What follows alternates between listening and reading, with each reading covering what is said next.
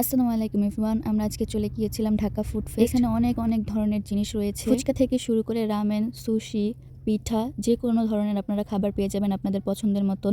এখানে অনেক বড় মিষ্টি যেগুলো আপনি কখনো চোখে দেখেননি। এখানে অনেক বড় মিষ্টি রয়েছে। এছাড়াও আরো অনেক ধরনের খাবার রয়েছে আপনাদের পছন্দ মতো।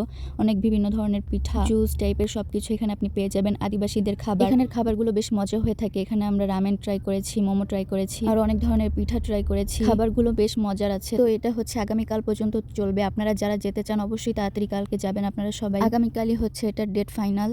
আগামীকালকে এটা শেষ হয়ে যাবে। তো আপনারা ঘুরে আসতে চাইলে ঘুরে আসতে পারবেন।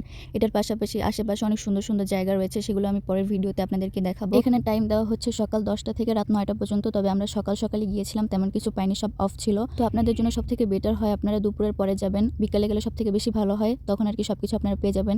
সকালবেলা কিছু দোকান বন্ধ থাকে। তো এই শীতের দিনে আপনারা এনজয় করতে হলেও এখানে যাবেন, খুব সুন্দর একটা জায়গা। এটার পাশাপাশি আপনারা আশেপাশে অনেক মজা করতে পারবেন। আশেপাশের ভিডিওটা আমি সেকেন্ড পার্টে দিয়ে দিব, আপনারা অবশ্যই দেখার জন্য হলেও আমার চ্যানেলটিকে সাবস্ক্রাইব করবেন। এটা লোকেশন হলো বনানীতে, এটা আমি ক্যাপশনে দিয়ে দিব, আপনারা দেখে চলে যেতে পারবেন। পরের ভিডিওটা খুবই মজার হবে, তো আপনারা দেখতে আমার চ্যানেলে চোখ রাখুন। আল্লাহ হাফেজ।